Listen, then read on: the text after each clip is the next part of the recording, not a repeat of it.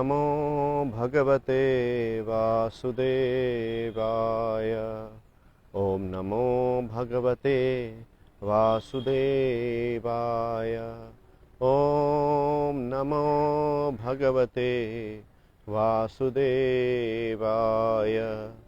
नारायणं नमस्कृत्य नरं चैव नरोत्तमं देवीं सरस्वतीं व्यासं ततो जयमुदीरयेत्। नष्टप्रायेषु अभद्रेषु नित्यं भागवत सेवया भगवती उत्तमश्लोके भक्तिर्भवति नैष्ठिकी। कृष्णाय वासुदेवाय देवकीनन्दनाय च नन्दगोपकुमाराय गोविन्दाय नमो नमः। Hare Krishna. Reading from Srimad Bhagavatam, Canto 10, Chapter 1, Shlok number 23. वासुदेवे गृहे साक्षात् भगवान् पुरुषः परः जनिष्यते तत्प्रियायार्थं Sambhavantu Surastriya. Translation.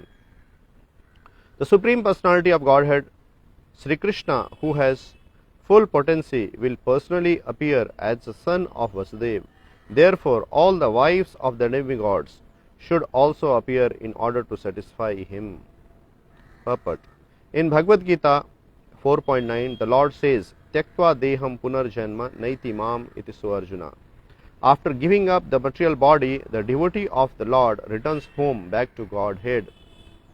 This means that the devotee is first transferred to the particular universe where Lord is at that time staying to exhibit his pastimes. There are innumerable universes, and the Lord is appearing in one of these universes at every moment. Therefore, his pastimes are called Nitya Leela, eternal pastimes. The Lord's appearance as a child in the house of Devaki takes place continuously in one universe after another. Therefore, the devotee is first transferred to that particular universe where the pastimes of the Lord are current. As stated in Bhagavad Gita, even if a devotee does not complete the course of devotional service, he enjoys the happiness of heavenly planets where the most people dwell, and takes birth in the house of Suchi or Srimatam, a pious Brahmana or a wealthy Vaishya. Suchinam Srimatam Gehe Yoga Bhrashta Bhijayate. Thus, a pure devotee, even if unable to execute devotional service completely, is transferred to the upper planetary system where pious people reside. From there, if his devotional service is complete, such a devotee is transferred to the place where Lord's pastimes are going on. Herein it is said, Sambhavantu Surastriya. The women of heavenly planets were thus ordered to appear in the Yadu dynasty in Vrindavan to enrich the pastimes of Lord Krishna. These Surastriya, when further trained to live with Krishna, would be transferred to the original Golok Vrindavan. During Lord Krishna's pastimes, within this world, the Surastriya were to appear in different ways in different families to give pleasure to the Lord, just so that they would be fully trained before going to eternal Golok Vrindavan. With the association of Lord Krishna, either at Dwarkapuri, Mathurapuri or Vrindavan, they would certainly return home back to Godhead. Among the Surastriya, the women of heavenly planets, there are many devotees such as the mother of the Upendra, incarnation of Krishna. It was such devoted women who were called for in this connection. Om Ajnanatimirandhasya Jnananjana Shalakaya Chakshurunmilitam Yena Tasmai Sri Gurave Namaha. Sri Chaitanya Manobhishtam Sthapitam Yena Bhutale Swayam Rupah Kada Mahyam Dadati Swapadantikam. Vandeham Sri Gurau Sri Utapadakamalam Sri Gurun Vaishnavanscha Sri Rupam Sagrajatam Sahagana Raghunathanvitam Tam Sajivam Sadvaitam Savadhutam Parijana Sahitam Krishna Chaitanya Devam Sri Radha Krishna Padan Sahagana Lalita Sri Vishakhan Vitanscha Shri Krishna Chaitanya प्रभो नित्यानंद, श्री अद्वैत गदाधार श्रीवासादि गौर भक्तवृंद। हरे कृष्णा कृष्णा कृष्णा हरे हरे, हरे राम राम राम हरे हरे। हरे कृष्ण। वासुदेवे गृहे साक्षात् भगवान पुरुषः पर जनिष्यते तत्प्रियार्थम संभवन्तु सुरस्त्रियः। The Supreme Personality of Godhead, Sri Krishna, who has full potency, will personally appear as the son of Vasudeva. Therefore, all the wives of the demigod should also appear in order to satisfy him.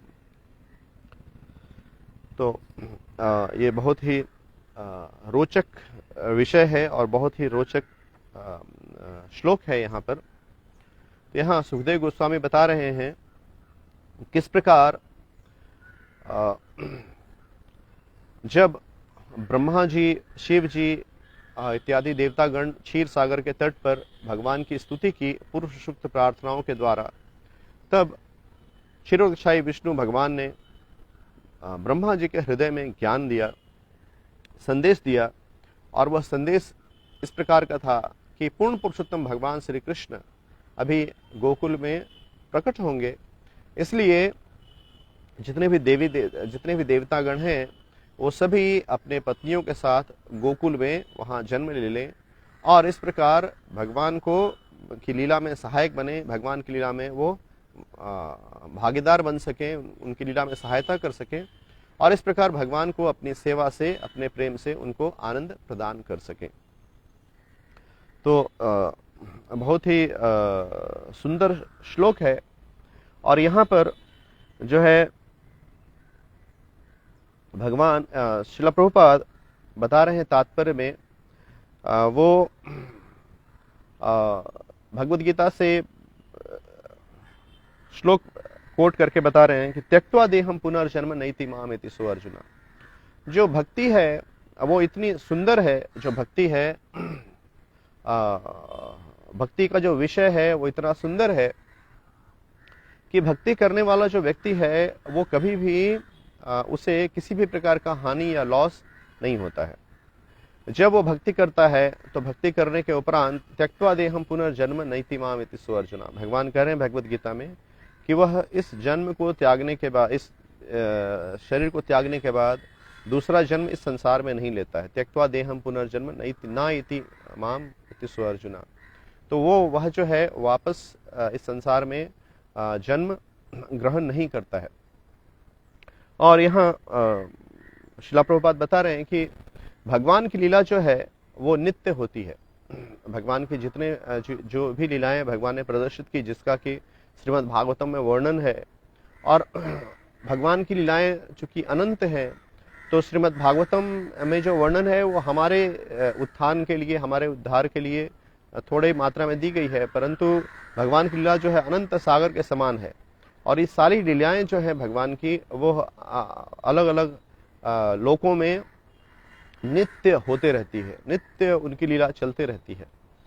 तो यहाँ श्रील प्रभुपाद एक बहुत ही रोचक तत्व के बारे में बता रहे हैं कि यहाँ भगवान कह रहे हैं कि सुरदृशाम, जो यहाँ पर है सुरस्त्रिय, जो देवताओं के और देवताओं की जो पत्नियां हैं उनको भगवान आदेश दे रहे हैं कि आप जाओ और गोकुल में जाकर जन्म ले लो।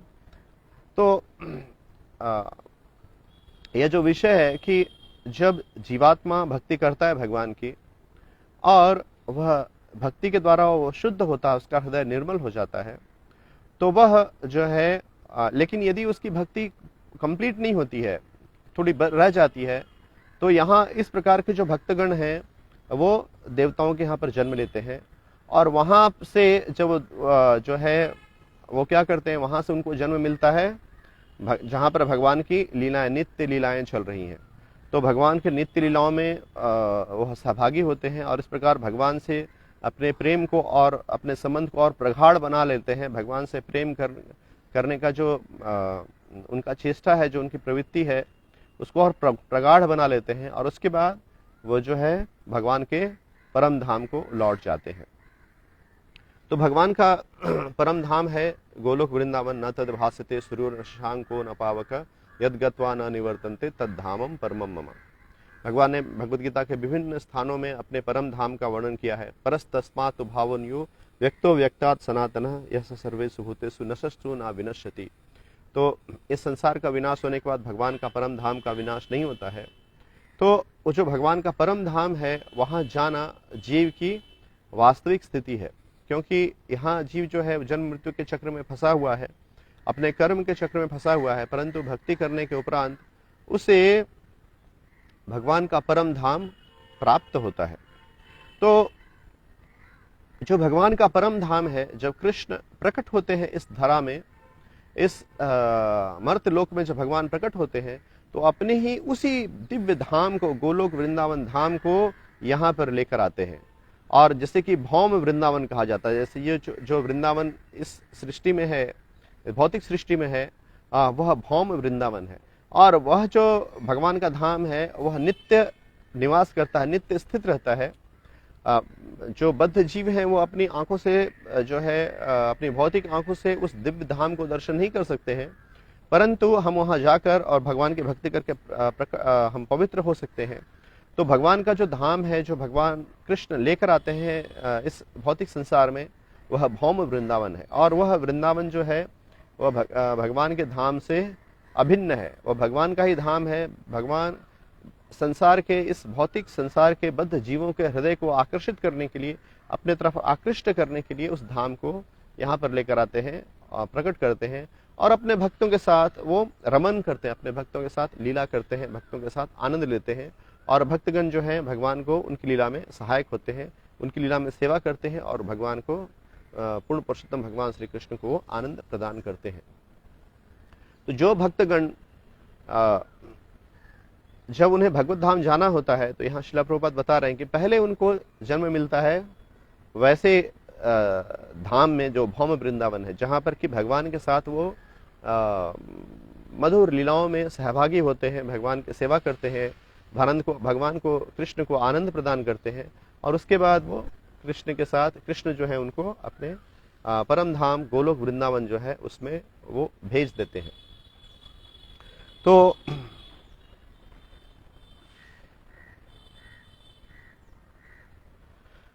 इस प्रकार जो भक्त है, जो भी भक्ति करता है तो उसकी भक्ति का कभी नाश नहीं होता है। भगवान यहाँ कह रहे हैं कि पाप पुण्य व्रतम कृताम लोकाम उषित्वा शाश्वती मति सुचिताम सुविताम श्रीमताम गेहे योगो भ्रष्टो भिजायते। तो भक्ति एक ऐसी प्रक्रिया है जिसमें कभी भी ह्रास नहीं होता है, जिसमें कभी भी लॉस नहीं होता है, भक्ति कभी भी नष्ट नहीं होती है। तो यदि किसी ने भक्ति किया है, उसके पास भक्ति मय पुण्य है, प्राप्य पुण्य कृताम लोकाम उषित्वा शाश्वती मति सुचिनाम श्रीमताम गेहे योगो भ्रष्टो भिजायते। यदि ऐसा है कि वो अपने भक्ति के पथ से यदि वो भ्रष्ट भी हो गया है, यदि विमुख भी हो गया किसी कारण से, फिर भी उसमें कोई ह्रास नहीं है, उसमें कोई लॉस नहीं है, क्योंकि उस भक्त को जन्म, जो भगवान कह रहे हैं कि उसे सुचिनाम श्रीमताम गेहे, उसके भक्त के परिवार में उसे जन्म मिलता है और वहां से वो अपनी भक्ति को आगे बढ़ाता है। और वो भक्त जो है आगे उसके पुण्य के अनुसार उसे देवताओं के लोक में जन्म मिलता है, और देवताओं के लोक से भगवान जो है उसे अपने भौम वृंदावन जो है, जहाँ पर भगवान की लीला हो रही है इस भौतिक संसार में, वहाँ पर जन्म मिलता है, और वहाँ से भगवान के साथ वो भगवत धाम पुनः लौट जाता है।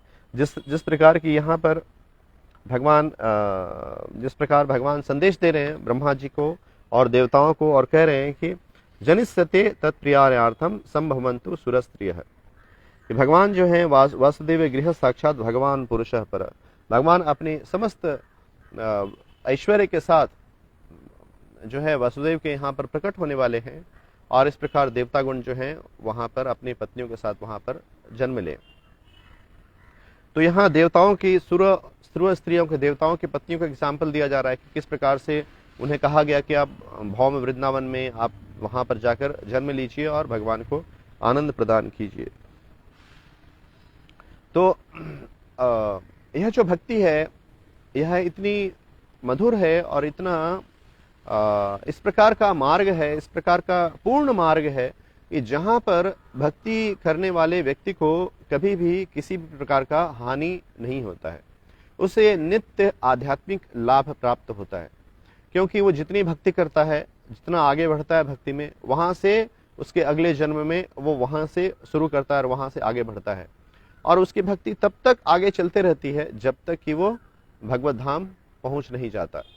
उसे भगवान जो है सहायता करते हैं, क्योंकि उसने भक्ति की है, भगवान को प्रसन्न किया है अपनी सेवा से, अपनी भक्ति से, तो कृष्ण जो है उसको भूलते नहीं हैं, और वह सनय सनय धीरे धीरे वह प्रति क्षण जो है, और यदि एक जन्म में उसको उसकी भक्ति पूरी नहीं हो रही है तो दूसरे जन्म में, तीसरे जन्म में अंततः वह जो है भगवान के धाम में वो प्रवेश करता है। भगवान के धाम में उसकी जो वास्तविक स्थिति है उसमें वो उसके अपनी संवैधानिक स्थिति में वो स्थित हो जाता है।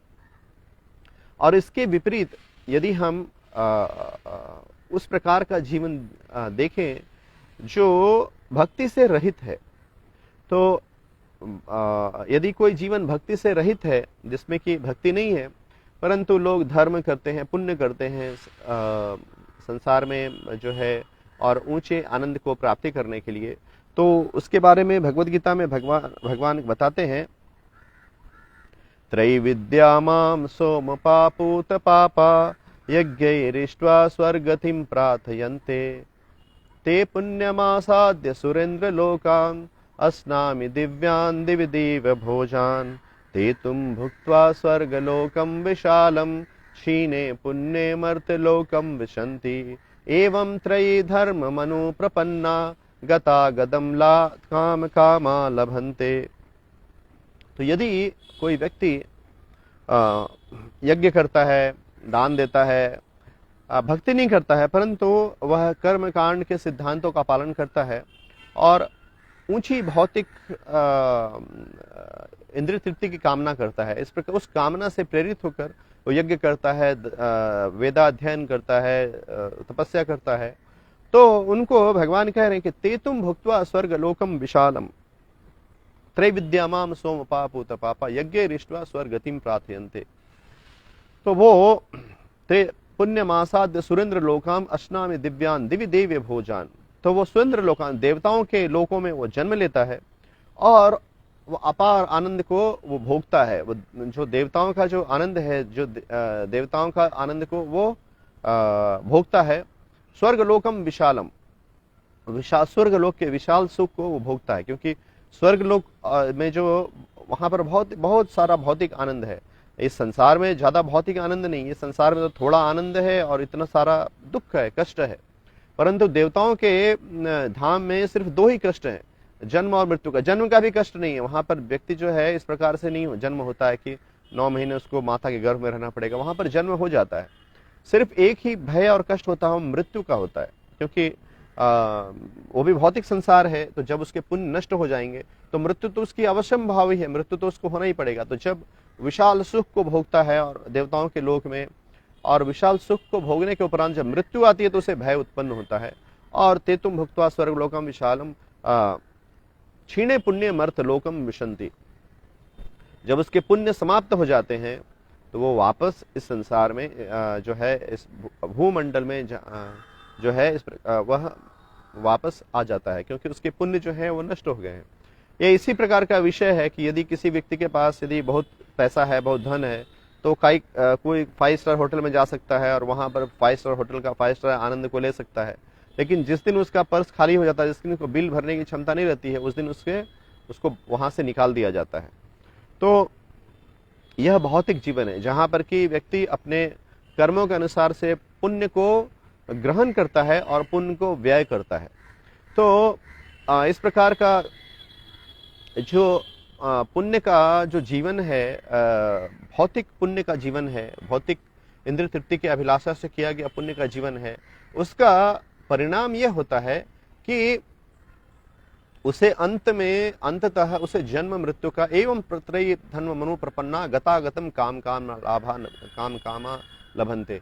तो अंततः उसे क्या प्राप्त होता है? तो जन्म मृत्यु का चक्र ही प्राप्त होता है, क्योंकि वो पुण्य किया, देवताओं के लोक में गया, अपार सुख को भोगा और वापस भौतिक संसार में आ गया। तो इस प्रकार उसका चक्र चलता रहता है। तो वह अंततः उसे जो परिणाम में मिलता है वह जीवन मृत्यु का चक्र मिलता है।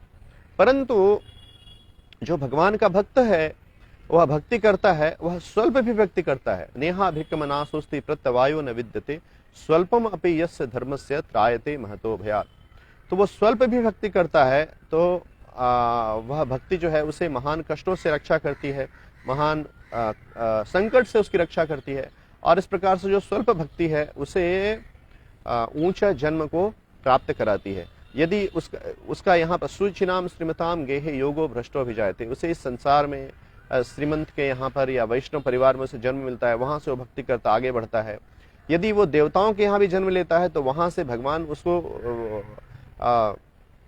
अवसर देते हैं कि वह दूसरा जन्म जो है वो भगवान के भौम धाम, जो भौम वृंदावन है, वहां पर वो प्रकट हो और वहां से भगवान के लीला में वो सेवा करके भगवान को आनंद देके भगवान के साथ पारस्परिक संबंध को और प्रगाढ़ बनाकर वो भगवत धाम लौट जाए।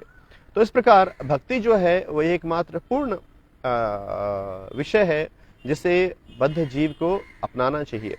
तो इस प्रकार हम देखते हैं कि कोई व्यक्ति जो भक्त है उसे किसी भी प्रकार का लॉस नहीं होता है। जो एक व्यक्ति कर्मकांडीय व्यक्ति है या जो तथाकथित व्यक्ति है जो संसार में सुख पाने का चेष्टा कर रहा है, तो भक्तों को वो भक्त जो हैं कभी उस सुख से वंचित नहीं रहते हैं और उन्हें भगवान का धाम भी प्राप्त होता है। वस्तुतः जो भगवान के भक्तगण हैं उन्हें इस जीवन में, इस बद्ध जीवन में भी आनंद, आध्यात्मिक आनंद की प्राप्ति होती है, क्योंकि वो अपने इस संसार के भौतिक संसार में भी जो जीवन जी रहे हैं उसमें वो आध्यात्मिक कार्य कर रहे हैं। और जो भक्ति कर रहे हैं उन सभी कार्यों का, उन सभी भक्तिमय सेवाओं का संबंध कृष्ण से है। इसलिए कृष्ण जो है आनंद के भंडार है, इसलिए कृष्ण के साथ संबंध होने के कारण वो सभी जो कार्य हैं वो सुख पूर्वक किया जाता है। उस कार्य को करने से जीव को सुख प्राप्त होता है। वह कार्य कितना भी सरल क्यों ना हो, परंतु उस कार्य से जीव को अत्यंत सुख की अनुभूति होती है, क्योंकि भगवान जो है वो आनंद के स्रोत हैं। रमन्ते योगिनो अंते सत्यानंदे चिदात्मनि इति राम पदे नासो परम ब्रह्मा विधीयते। तो भगवान जो है राम है, कृष्ण जो है वो समस्त आनंद के भंडार है। और जैसे ही जीव का संबंध कृष्ण से होता है, कृष्ण को आनंद प्रदान करता है, तो वह स्वयं भी आनंदित हो जाता है। तो इस प्रकार से जो भक्त है वो किसी भी प्रकार के सुख से वंचित नहीं होता है।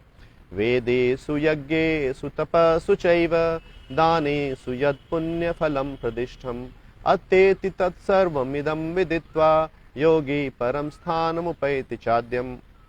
तो भगवान भगवद गीता में कहते हैं कि वेदेषु यज्ञेषु तपस्सु चैव दानेषु यत् पुण्य फलम प्रतिष्ठम। कोई व्यक्ति वेदों के पठन पाठन से, यज्ञ करने से, वेदेषु यज्ञेषु तपस्सु चैव, तपस्या करने से जो फल को प्राप्ति होती है, दानेषु यत् पुण्य फलम प्रतिष्ठम, या दान देने से जो फल प्राप्त होता है, अत्येति तत्सर्वम इदं विदित्वा योगी परम स्थानम उपैति चादम। ये सारे फल जो हैं भक्त को भक्ति करने से ऑटोमेटिकली प्राप्त हो जाते हैं और इससे ज्यादा भक्त को जो है फल प्राप्त होता है। जैसे कहा जाता है कि एक कृष्ण नाम लेना और 1000 अश्वमेध यज्ञ को करना। तो शास्त्र में कहा गया है यदि कोई व्यक्ति ऐसा कहता है कि एक कृष्ण नाम लेने से 1000 अश्वमेध यज्ञों का फल प्राप्त होता है, तो वह व्यक्ति जो है वो पाषंडी है, उसे पाषंडी कहा गया है। क्योंकि कितने भी यज्ञ का जो फल है उसे कृष्ण के नाम से तुलना नहीं की जा सकती है, क्योंकि जो अश्वमेध यज्ञ है वह यज्ञ भी जो है वह भौतिक है और उसका अभिप्राय जो है वह विशाल सुख को भोगना है। भौतिक उसका अभिप्राय भौतिक लिप्सा से है, भौतिक लालसा से है। परंतु कृष्ण का जो नाम है, एक कृष्ण नाम भी जो है वह कृष्ण नाम जो है वह आध्यात्मिक है। वह कृष्ण नाम जो है उसका संबंध कृष्ण से है। तो इसलिए शास्त्र में कहा गया है कि भक्ति की महिमा का वर्णन इस प्रकार किया गया है कि एक नाम कृष्ण का यदि कोई व्यक्ति लेता है तो उसके इतने पाप नष्ट हो जाते हैं जितने पाप वो करने में असमर्थ है। उसके जन्मों जन्मों करोड़ों जन्मों के जो पाप हैं एक कृष्ण नाम लेने से वो नष्ट हो जाता है। जब जीव जो है इस प्रकार जब कृष्ण को पुकारता है, तो जब कृष्ण का नाम लेता है, तो वह कृष्ण का नाम जो है उसके करोड़ों करोड़ों जन्मों के पापों से उसको मुक्त कर देते हैं। और हजारों यश्वमेध यज्ञों का जो फल है उसे भी एक कृष्ण नाम के से तुलना नहीं की जा सकती है, क्योंकि वो कृष्ण नाम जो है वह आध्यात्मिक है। तो इस प्रकार भक्ति जो है वह एक आध्यात्मिक प्रक्रिया है, जहां पर कि जीव, एक बद्ध जीव जो है जिसका संबंध भगवान से विच्छेद हो गया है, जो विमुख हो गया है कृष्ण से, वह पुनः भक्ति के माध्यम से कृष्ण से अपने संबंध को जोड़ने की चेष्टा करता है, और कृष्ण उसे इस चेष्टा में सहायता करते हैं। कृष्ण उसके और जो सेवा है उससे कृष्ण आनंदित होते हैं और उसकी सेवा को स्वीकार करते हैं, और इस प्रकार जीव जो है, बद्ध जीव जो है, वो धीरे धीरे भगवान के धाम की तरफ वो अग्रसित होता है, और उसका बद्ध जीवन जो है, बद्ध जीवन के पास जो है वो धीरे धीरे उसके जीवन से कटने लगते हैं।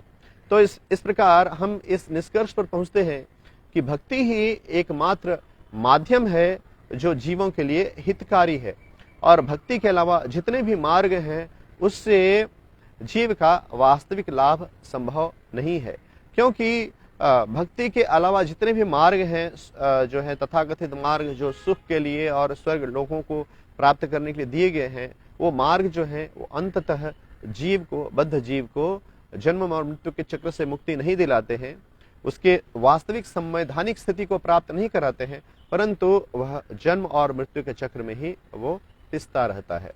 इसलिए इस श्लोक से हम सीख सकते हैं, समझ सकते हैं कि किस प्रकार भगवान जो है वो बद्ध जीव जो भगवान को की भक्ति करने का, भगवान को सेवा करने का चेष्टा कर रहा है, जो भगवान को प्रसन्नता देने का चेष्टा कर रहा है, वह धीरे धीरे धीरे धीरे भगवान की कृपा से अपने संवैधानिक स्थिति, अपने वास्तविक स्थिति की तरफ वो अग्रसित हो रहा है, और इस प्रकार एक दिन वो भगवान के धाम में अपने वास्तविक स्थिति में, अपने संवैधानिक स्थिति में वो स्थित हो जाएगा। तो यहाँ पर हम विराम देते हैं। हरे कृष्णा कृष्ण कृष्ण हरे हरे, हरे राम राम राम हरे हरे।